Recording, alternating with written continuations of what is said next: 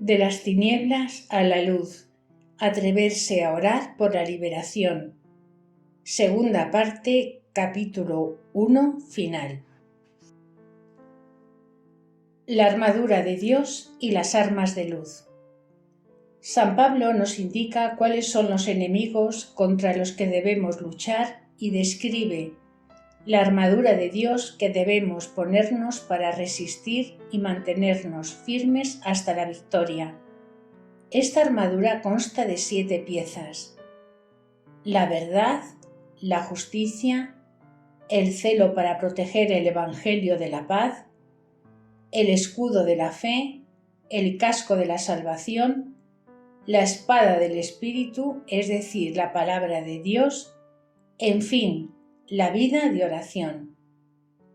Además, San Pablo también habla de las armas de luz, que permiten luchar contra las obras de las tinieblas y de crucificar las obras de la carne cuando nos revestimos del Señor Jesús.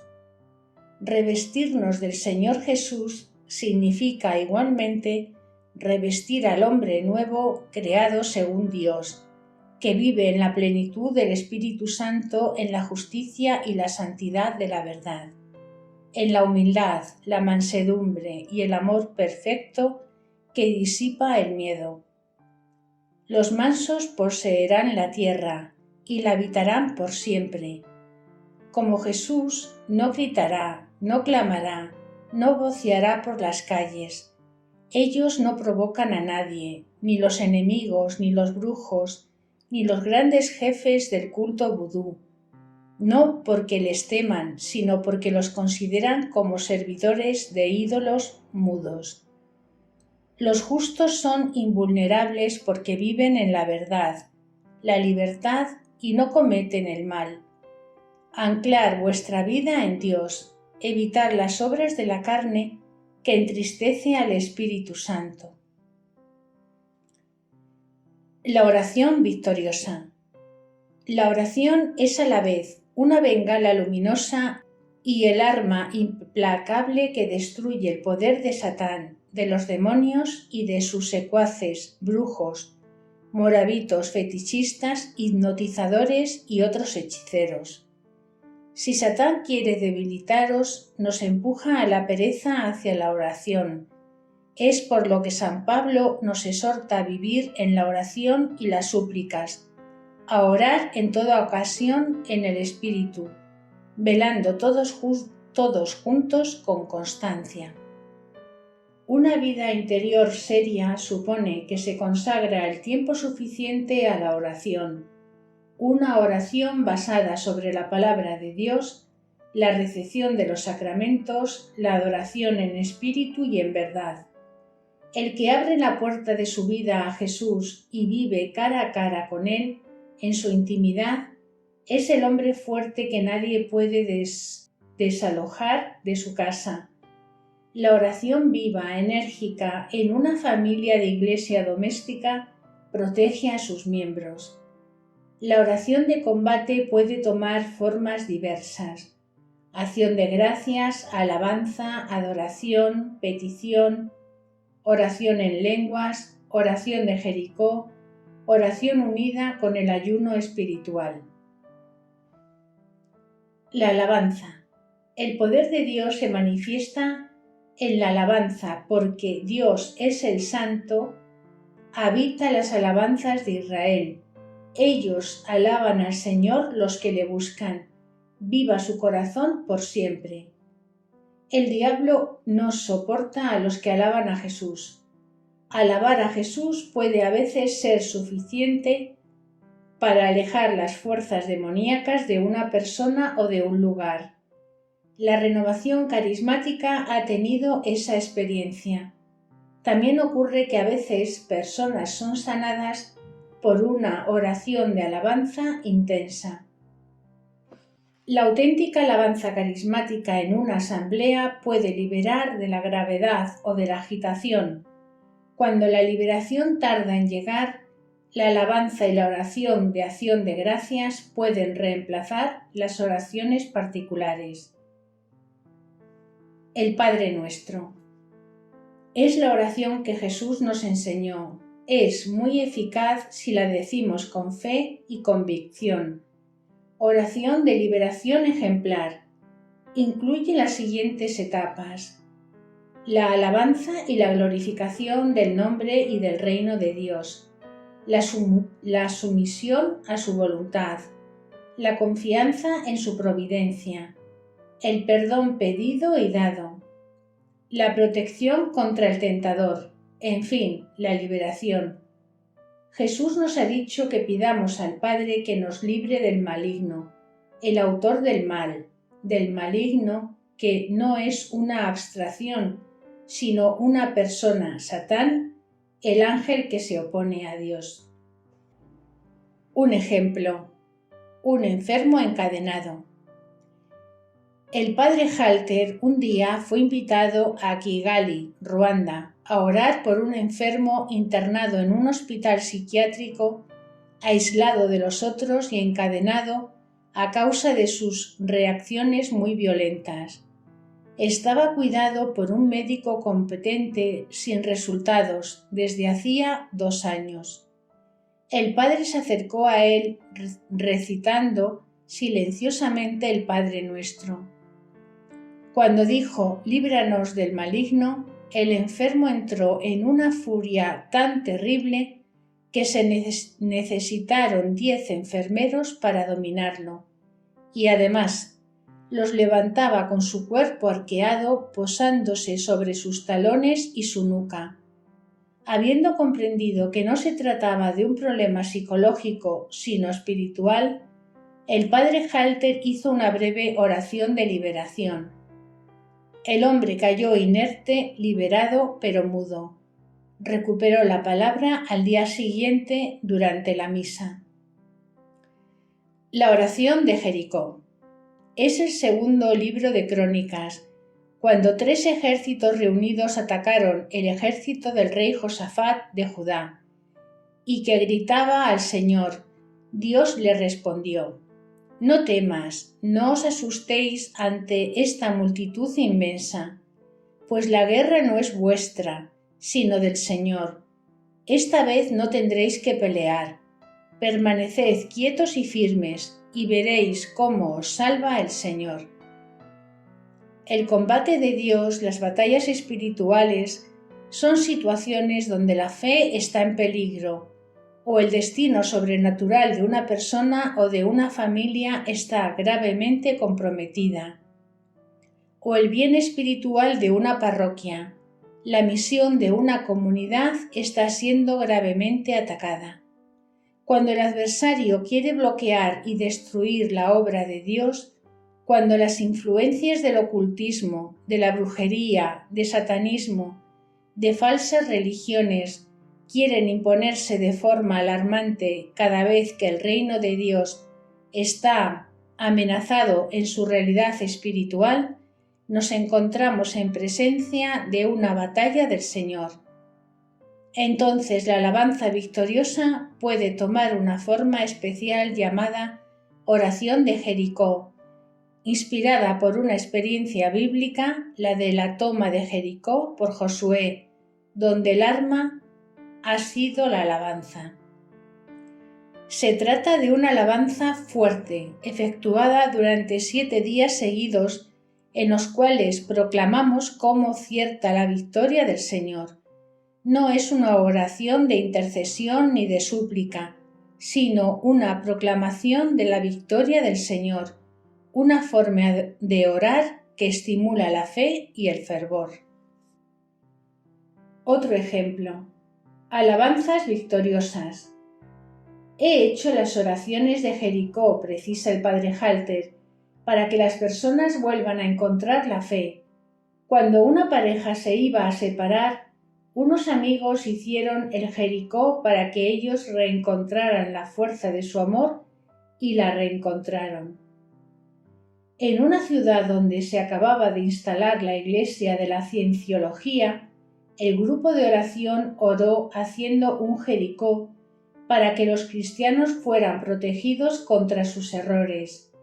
En una parroquia donde un club nocturno se abrió con sex shop y vídeo porno, el equipo de los sacerdotes liberó a los fieles haciendo un Jericó.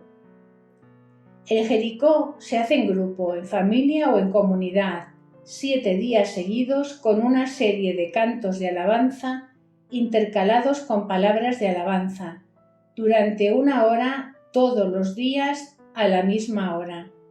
Si la alabanza de victoria se acompaña con la presencia de Jesús Eucaristía, como fue el caso con el Arca de la Alianza, el cumplimiento parece más asegurado. Para que la palabra de Dios estimule nuestro ardor en la oración, cada día leer el texto que cuenta la toma de Jericó y el Salmo 145. Alaba alma mía al Señor. En fin, el 7º día leer la palabra de Dios en Josué 1 vez, recitar el rosario 1 vez, pero leer el Salmo 145, que hemos hablado antes, 7 veces a lo largo del día. Se puede igualmente apoyar el Jericó con un ayuno parcial, una privación, un sacrificio o una penitencia durante los 7 días. El poder de la oración y del ayuno. A pesar de los poderes con que Jesús los había dotado, sus apóstoles habían sido incapaces de expulsar un espíritu mudo y sordo que atormentaba a un joven desde su infancia. Pero cuando Jesús hizo el exorcismo, el espíritu inmundo salió. Los apóstoles le preguntaron la razón de su fracaso. Jesús dijo: ¿por qué tenéis poca fe? Y también, porque esta especie solo puede salir por la oración. Según San Atanasio, el ayuno sana a los enfermos, echa a los demonios, expulsa los pensamientos malsanos. Con la fe y la oración, el ayuno, por el sacrificio que constituye, añade un plus al poder espiritual para la liberación. De hecho, no es el ayuno el que echa al demonio, sino que por el ayuno el hombre se humilla, renuncia a su propia fuerza y deja que se manifieste la del Espíritu Santo.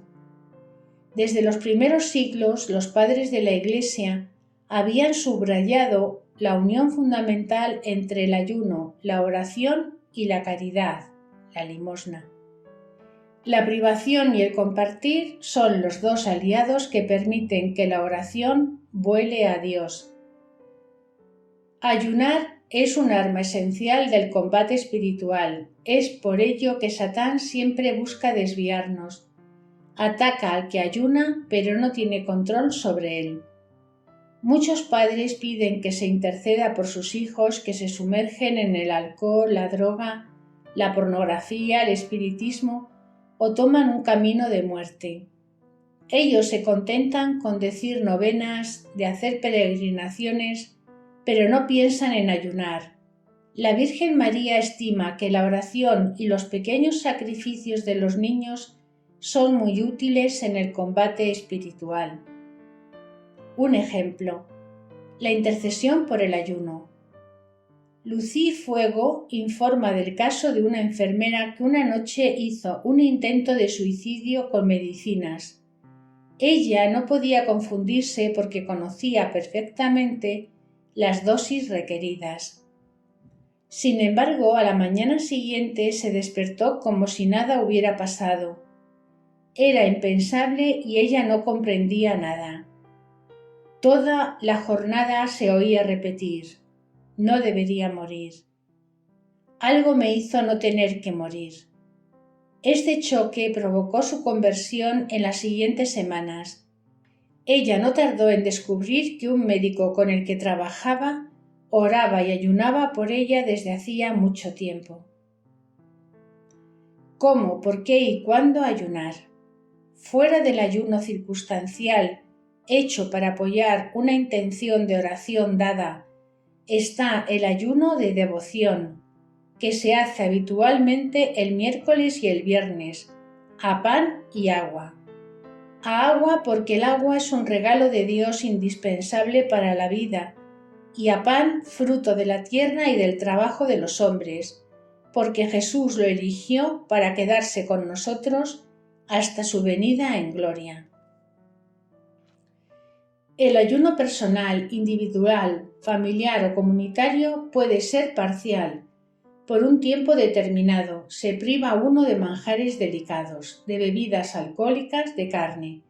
O integral, con o sin agua, no comer pan ni beber agua durante un tiempo limitado, de 2 a 3 días. Si no se puede ayunar a pan y agua, se puede, por amor a Dios y los hombres, sin presunción ni orgullo, renunciar, por ejemplo, a la televisión, al alcohol, a los dulces, al cigarrillo o a otros placeres. La práctica del diezmo, que permite dar una cantidad fija de tus ingresos a Dios, también es un arma espiritual de protección. Durante esos días de ayuno se puede consagrar más tiempo a la oración y a la lectura de la palabra de Dios, pero habrá que dejar de lado lo que hubiéramos gastado para satisfacer las necesidades de un pobre. El ayuno que complace al Señor es el que cumple las obras de justicia social y de misericordia, que comparte su pan con los hambrientos y acoge a los pobres. Ciertamente se puede ayunar por razones terapéuticas y es bueno, pero hay que hacer el ayuno espiritual en la humildad, sin imponerse mortificaciones excesivas, sin querer cumplir un ritual o regatear con el Señor. Los dones carismáticos del Espíritu Santo. Los carismas de sanación mencionados por San Pablo en la primera epístola a los Corintios son dados por el Espíritu Santo para obrar por la gracia de Jesús la sanación física interior o psicológica y la sanación espiritual, que comporta la liberación de ciertas obsesiones o ataduras ocultas y la liberación de espíritus malignos. Estos dones, ligados al ministerio confiado por Jesús a la Iglesia de proclamar el Evangelio a toda la creación, de echar los demonios y de sanar a los enfermos, están pues estrictamente al servicio de la evangelización.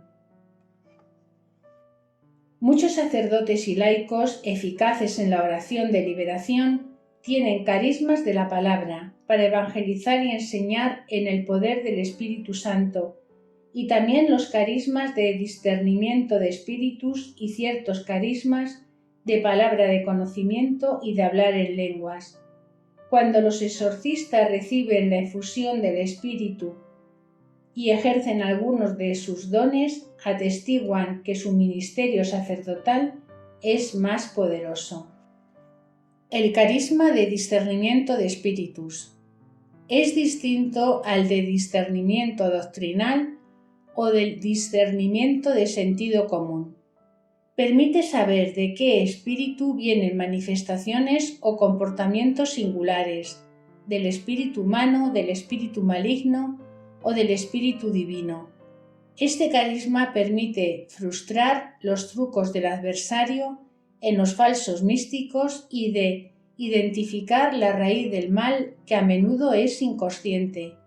Así no se arriesgan de confundir signos causados por problemas psicológicos agudos con aquellos provocados por espíritus malignos. Un sacerdote exorcista ha informado que había dones especiales de discernimiento en laicos que le han ayudado en su ministerio de exorcista. Por ejemplo, el don, que no es nuevo en la Iglesia, de ver los demonios. Otro siente golpes en el corazón cuando está en presencia de una persona abusada por un demonio. Otra tercera persona puede reconocer objetos consagrados al demonio y entonces se pueden liberar los lugares infestados. Ejemplo: olores reveladores. Al principio de mi ministerio, dice el padre Halter, cuando era una persona totalmente inexperta, el Señor me dio olores. Sé que tal persona que tenía un olor a armario había hecho magia, sobre todo videncia. Otra que huele a cuerda quemada había trabajado con yoga o con las religiones orientales. una persona que estaba habitada por el demonio de la homosexualidad olía a pescado muerto. La palabra de conocimiento es la percepción de la realidad de algo que Dios hace y que está sucediendo en un momento dado o ya sucedió. Ayuda al diagnóstico a lo largo de la oración. Esas percepciones necesitan ser discernidas en grupo para frustrar las trampas y desanimar nuestro deseo de ser notados. Tiene un poder especial, ya que, si este don es auténtico, es el mismo Dios Espíritu Santo que se expresa en nosotros, el que conoce los designios de Dios y se burla de las trampas de Satán. La oración en lenguas no solamente edifica al creyente, sino que es una alabanza muy eficaz y un don muy apreciado en la oración de intercesión.